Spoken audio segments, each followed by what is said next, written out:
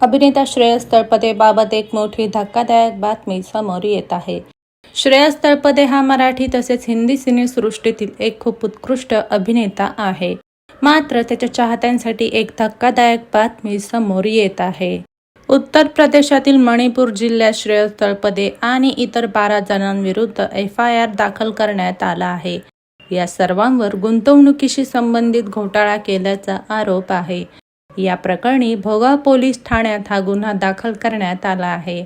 प्राप्त माहितीनुसार मोहल्ला मिश्रान येथील एका रहिवाशाने अभिनेता श्रेयस तळपदे आणि त्याच्या सहकाऱ्यांवर गुंतवणुकीच्या नावाखाली ग्रामस्थांची लाखो रुपयांची फसवणूक केल्याचा आरोप केला आहे.